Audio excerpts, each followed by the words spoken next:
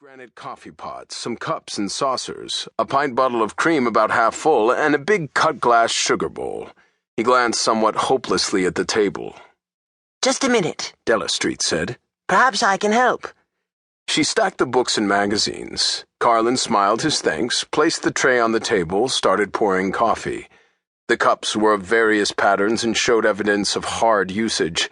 "I'm afraid I can't do anything about the chips," Carlin apologized whimsically. "But you will, of course, understand that the one without any handle is for the host, and that's the last apology I'll make for the hospitality I have to offer. This is my bachelor home. Such as it is, you are welcome. Now, let's have coffee and get acquainted." Mason stirred his coffee, glanced at Della Street, sipped the hot beverage, and nodded approvingly. "You certainly do make good coffee." "Thanks. I'm glad you enjoy it."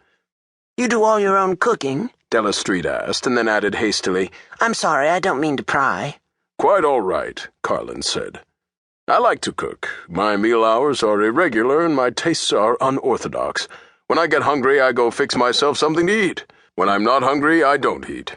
One of the curses of our so-called civilization is that we are dominated by clocks. We have invented wheels that go around, and our lives are dominated by the revolutions of those wheels. Many and many a man who is overweight is a slave to the custom of having dinner at a certain time. He may not be hungry, but unless he wants to seem churlish, he has to sit down at the table with his family or with his friends and shovel in food." Mason said, "You have some very interesting books." Carlin's face twisted into a lopsided smile.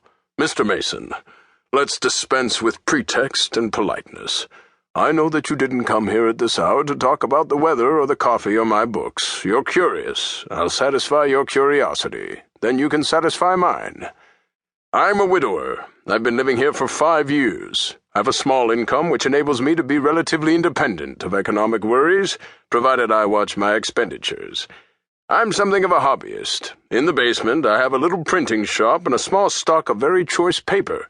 From time to time, when I find something in literature which I like, I set it in the type which appeals to me and print and bind it in very fine leather.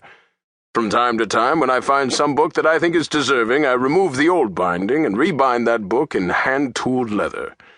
I'm something of a photographer. I have a darkroom and a very good enlarging camera. I like to prowl around with a camera and take such pictures as appeal to me. Interesting bits of light and shadow. The various moods of nature. The morning sunlight filtering through an oak tree. The turmoil of a breaker as it hisses up on a sandy beach after a storm.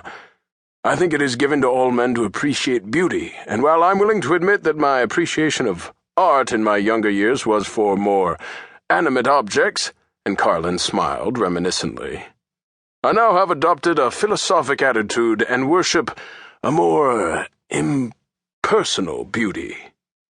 And now, Mr. Mason, I've been frank with you." Mason said, "I'm a lawyer.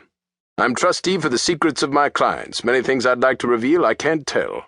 "I understand that," Carlin said. "But let's hear the things you can tell." Mason said, "I'm going to tell you very frankly that I don't know the identity of my client." "The deuce you don't." "That's right." "And do you accept clients under such circumstances?" "Not as a rule. This case is different. I have a message for you." "What is it?" Mason took the newspaper clipping from his pocket. "First of all, I was asked to show you this clipping." Carlin arose from his chair, walked across the room, took the clipping from Mason's hands, and said, "This means nothing to me. However, let's see what we have here. Well, seems to have to do with some young woman who was arrested for cutting corners." "Do you know her?" Mason asked. "Good heavens, no! Or perhaps you at one time had something to do with— Well, you'll pardon me, Mr. Carlin, but perhaps at one time there was an attempt made to blackmail you?" "Definitely not." "Perhaps, Mr. Mason, the message you were to deliver will clarify the situation." "The message," Mason said, "was that under the circumstances you would have to get another partner." Carlin frowned. "Who gave you that message for me?" "Frankly, I can't tell you." "Can't or won't?